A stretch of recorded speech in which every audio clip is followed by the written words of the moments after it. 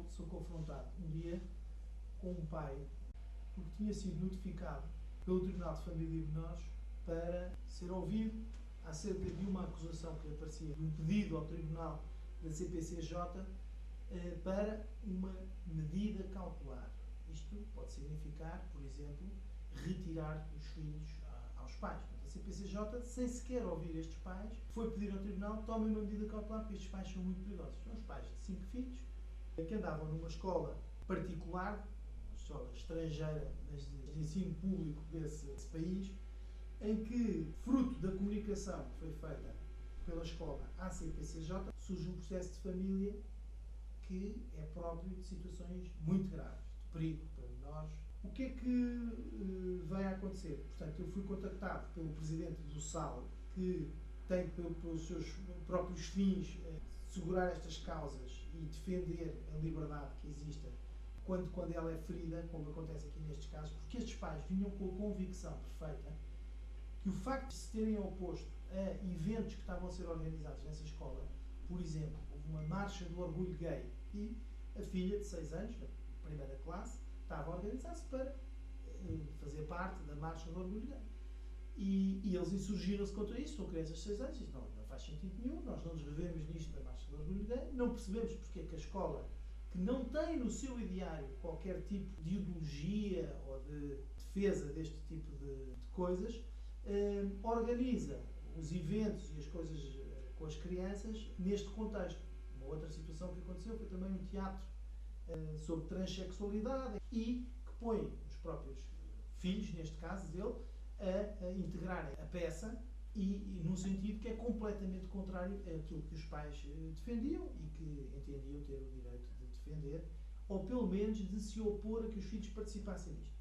Isso foi levado a mal pela professora e eles tinham estado a viver muitos anos no estrangeiro. São os pais perfeitamente encaixados socialmente e com muitas valências técnicas e de culturais, académicas, etc. E que, de repente, a filha que não se estava a adaptar bem, porque tinham nascido e vivido sempre lá fora e veio para Portugal, foi posta nesta escola precisamente para não ser um choque tão grande e, de repente, foi o pretexto que esta professora terá utilizado para a encaminhar para uma pedagoga da própria escola, onde houve algumas insinuações: conta-lhe aquele segredo que tu sabes, e acabaram por induzir a rapariga a dizer que os pais debatiam, ou que em casa o pai dava tabefes no irmão mais velho, ou gritou. Criou-se um ambiente tal, ou um relatório tal, que a escola foi comunicar à Comissão de Proteção de Menores quase como uma situação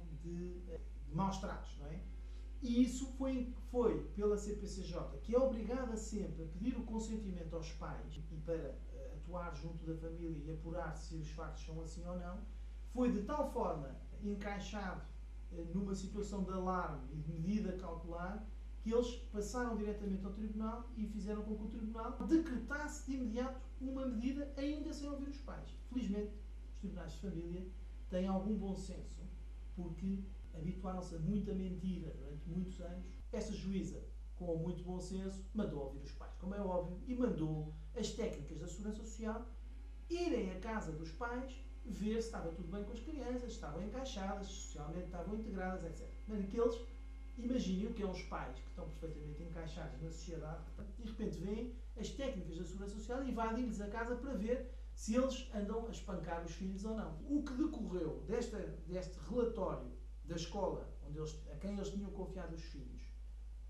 e da consequente queixa à CPCJ feita pela escola, sem sequer eles serem ouvidos, houve uma espécie de reunião, mas em que eles se sentiram pressionados e que apenas disseram: mas nunca batemos nos nossos filhos, nunca fizemos nada. E isso foi entendido pela própria escola como estão a negar. Portanto, isto é para comunicar, estão a negar que aquilo é assim, portanto, eles batem nos filhos, e por isso gerou um processo na CPCJ, um processo de família, uma queixa-crime, um processo de crime numa secção que hoje em dia existe no Ministério Público, que é da violência doméstica. Portanto, foram investigados sobre a possibilidade de estarem a fazer um crime de violência doméstica.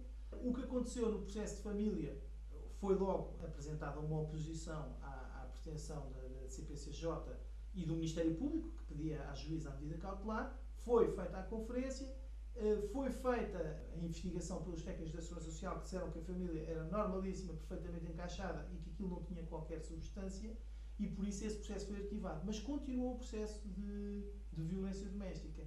E nesse processo de violência doméstica foram outra vez chamados todos os filhos a ser ouvidos, inclusivamente até a criança mais nova, que tinha 2 anos, não fazia sentido chamar, também estava notificada para comparecer. E, portanto, o que aconteceu a estes pais? Isto é o típico caso em que há variadíssimas violações do ponto de vista daquilo que consta na Carta, na Declaração dos Direitos Humanos, mas também dos direitos da criança, na Convenção sobre os Direitos da Criança, são os pais que têm o direito de escolher o género de educação que querem para os filhos. Os pais são quem tem a prioridade de escolher qual é a educação que quer para os filhos. E, das duas, uma.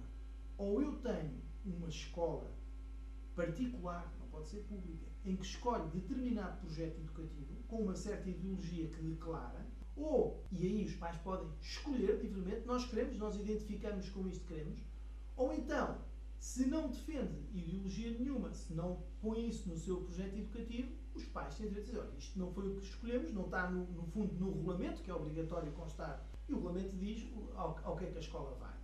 Não obstante, o pai tem direito a dizer, isso, desculpe, o meu filho participar na Marcha do Orgulho Gay, não participa, não faz parte, e não pode sofrer retaliações por isso. E aqui, a convicção destes pais é que isto foi claramente um processo de retaliação, porque eles conversaram com os pais da própria turma da filha sobre este aspecto.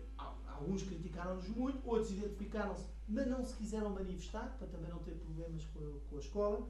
Por outro lado, falaram com a direção também da escola, assim, vocês assumem ou não esta bandeira, porque esta bandeira não está naquilo para que nós viemos, porque não constava nada disso. Além disso, esta escola segue o ensino público do país a que ela pertence, e, portanto, no ensino público, onde existe uma mesma norma constitucional que nós temos da Constituição Portuguesa, que diz também que o Estado não pode impor determinada ideologia, religião, opções estéticas ou filosóficas, etc. Artigo 43 da Constituição. Portanto, é proibido. Aquilo que se está a passar hoje em dia, por isso o SAL tem este papel muito importante na defesa da liberdade e da não imposição pelo Estado de uma certa ideologia. Não seria aceitável que o Estado pudesse impor que toda a gente tivesse que ir às aulas de religião e moral católica, por isso é que é facultativo, não tem que toda a gente ir, quem quer vai, ou outra religião qualquer, portanto não se pode impor, também não se pode impor determinada ideologia. Uma das ideologias que aqui estava obviamente em causa é esta chamada ideologia de género, que o Estado não pode de maneira nenhuma prosseguir e impor. O que é que acontece aqui? Eles sentiram que isto foi retaliação e nós temos que ter muito cuidado, temos que proteger, obviamente, as crianças, as famílias, etc. Mas temos que ter muito cuidado em deixar o Estado entrar nas nossas casas. E isso é o que está a passar hoje em dia, que é o desrespeito pela autonomia das famílias, na educação dos filhos, que se escolhe para os filhos. Portanto, é o Estado que deve atuar sempre segundo um princípio de subsidiariedade. O Estado só atua onde o grau mais baixo, a família, a paróquia, a freguesia, não pode atuar.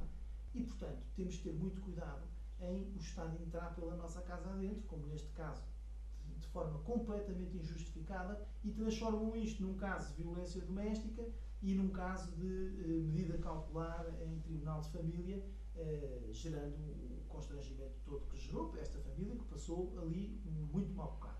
Foi aí que contactou o SAL, que por sua vez me contactou a mim para poder, patrocinado pelo SAL, ajudar esta família na defesa daquilo que era preciso fazer em termos dos processos que estavam a ocorrer. A família terá tido conhecimento das pessoas que estão na direção do SAL, mas fui contratado pelo SAL e fui pago pelo SAL para, como advogado para os defender. Eles tinham também a doutora Isilda Pegado, que os defendeu no processo de família e no processo de crime de violência doméstica instaurado contra ele. Da nossa parte, o que procurámos fazer foi também atuar não só de uma forma defensiva, mas também de uma forma ativa. Isto é, para já, apresentar queixa junto do Ministério da Educação, relativamente à escola, por não ter no regulamento nenhuma defesa desta ideologia que acabava na prática por estar a ser defendida na escola e que trazia estas consequências. Portanto, uma das coisas que aconteceu aqui também foi eles não foram ouvidos sobre estar uma pedagoga a acompanhar a filha.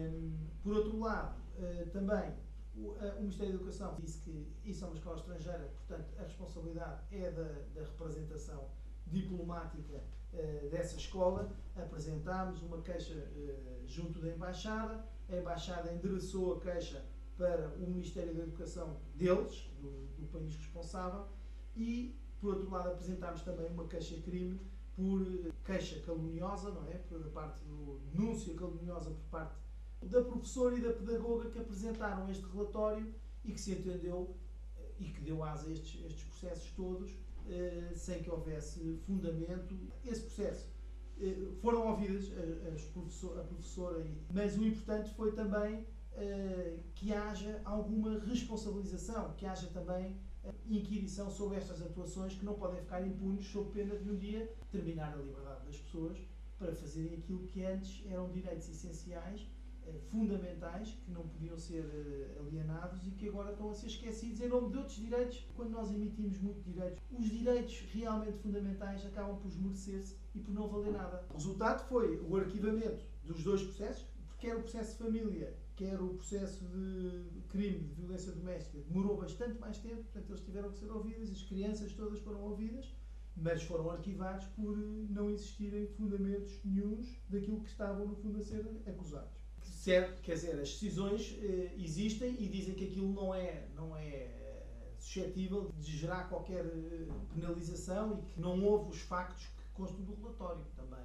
Mas que mesmo aquilo que ali está não tem substância e, portanto, não justifica. O problema aqui qual é que é? É que isto é fácil dizer-se, não, eu tenho uma criança que disse determinada coisa, descontextualizo e rapidamente, se não há instrumentos e não há psiquiatras e psicólogos sérios também para conseguir filtrar essas informações, acabamos por estar num estado de polícia. Claro que andamos todos a ser vigiados. Portanto, há também um desfazamento entre aquilo que é levado a sério e algo que é muito manipulável.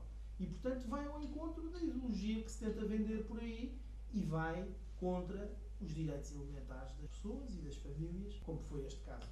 Em primeiro lugar, as técnicas da Segurança Social, ao verificarem as circunstâncias e o modo de vida e de educação e os instrumentos de capacidade destas crianças, viram que era uma família lindamente bem encaixada, felizes, crianças que estão muito bem, os pais também, os pais que acompanham a par e passo, com grande proximidade, com imenso afeto estes miúdos, vê-se pela prova que as afirmações, as insinuações não têm qualquer substância. A verdadeira liberdade, que é fundamental salvaguardar, é esta. Quem decide sobre as boas opções para os filhos são os pais, em primeiro lugar. Não teria havido estes processos se o SAL não tem atuado. Os pais deixavam cair.